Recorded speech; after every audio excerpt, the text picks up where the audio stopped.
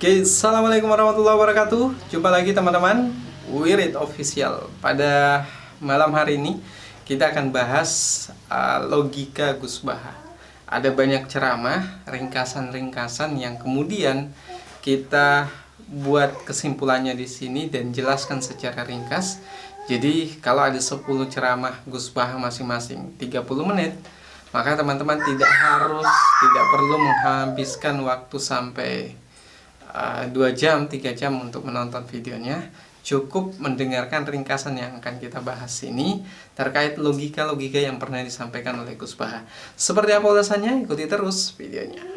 Oke, teman-teman, Wirid Official, karena ini adalah channel khusus membahas soal wirid dan mau itu sholawat, zikir, dan lain sebagainya, dan juga terkait Gus Baha. Maka pada kesempatan kali ini kita akan bahas terkait logika Gus Baha.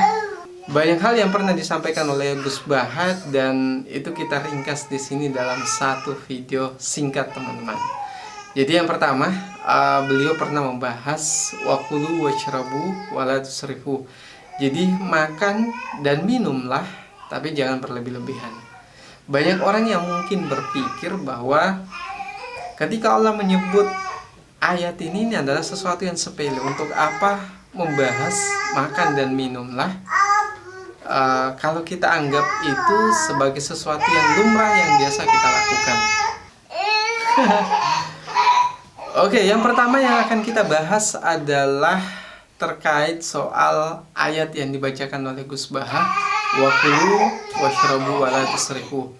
Nah, teman-teman, mungkin kalau kita sepintas mendengar ayat ini, terdengar bahwa ini hal sepele. Untuk apa Allah memasukkan dalam Al-Quran yang begitu penting hanya perintah makan dan minum saja?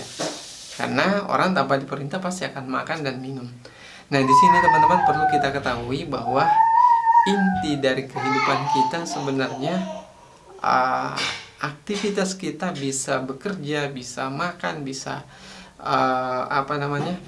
bisa mendapatkan jabatan, bisa sekolah, bisa keluar ke sana kemari. Sebenarnya intinya adalah ada pada makan dan minum. Terdengar sepele, tapi teman-teman bisa membayangkan kalau kita bisa sekolah tinggi, yang kita anggap itu sesuatu yang hal penting yang seharusnya masuk dalam Al-Quran, tapi kenapa Al-Quran menyebutkan makan dan minumlah?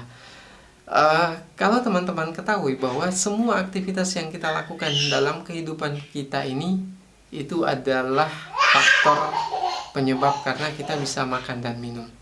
Seperti apa jadinya kita, kata Gus Baha, kalau jadi profesor, bahas seminar besar dihadiri oleh orang-orang yang besar, tapi kita tidak makan dan minum, maka bisa saja dalam jangka waktu beberapa hari kemudian kita bisa selesai hidup kita. Artinya apa?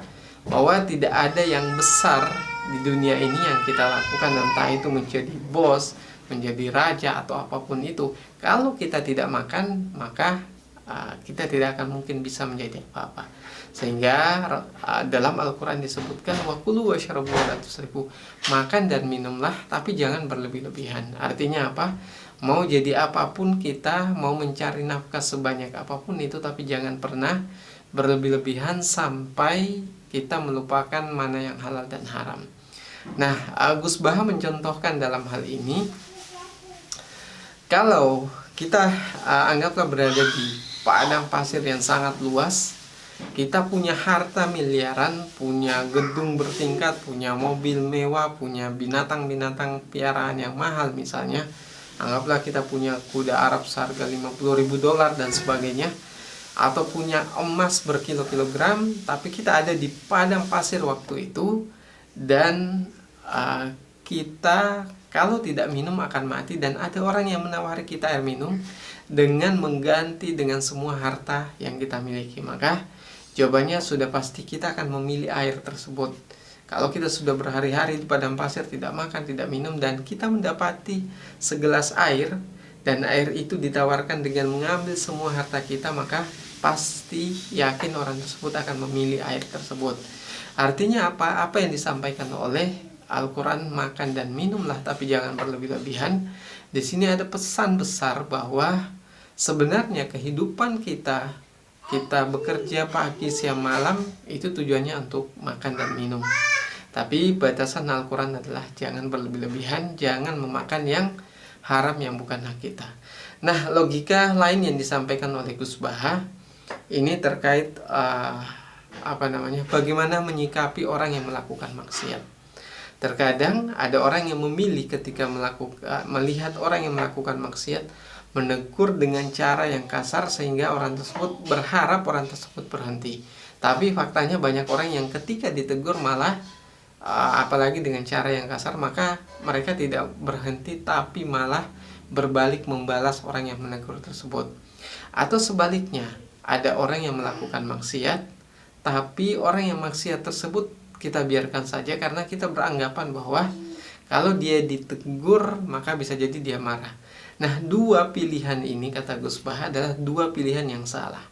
Jadi kalau kita menegur terlalu keras, maka efeknya dia tidak akan berubah, bahkan menjadi marah dengan orang yang menegurnya.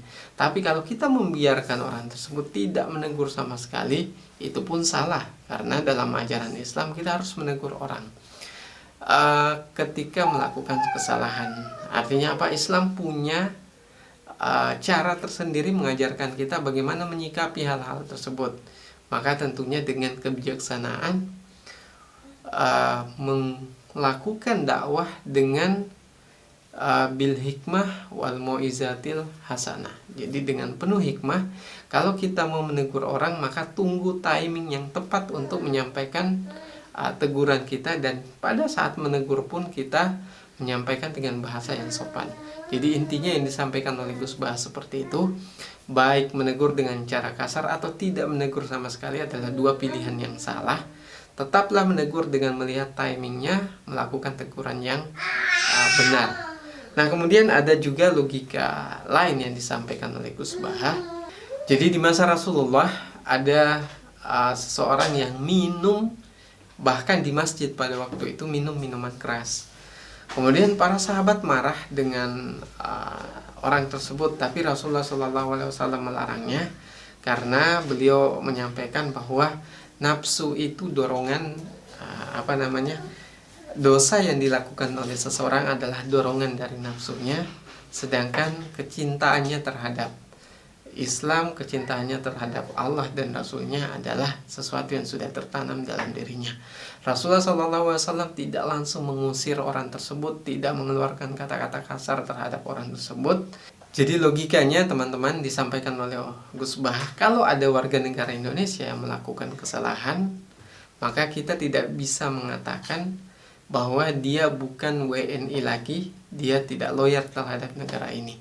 Karena di satu sisi seseorang bisa melakukan kesalahan untuk hal-hal yang tidak bisa ia hindari, tapi di sisi lain dia bisa tetap melakukan kebaikan.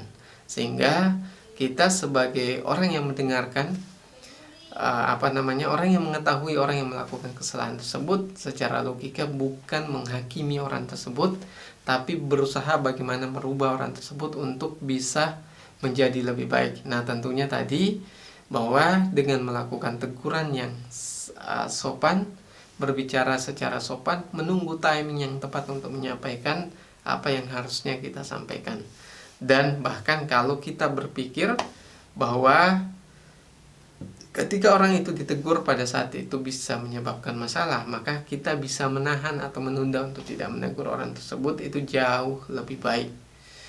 Jadi teman-teman, intinya tiga logika ini, ada banyak sekali logika yang disampaikan oleh Gus Baha.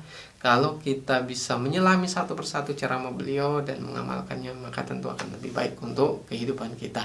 Oke, mungkin itu yang bisa saya sampaikan. Sekian dari saya. Assalamualaikum warahmatullahi wabarakatuh.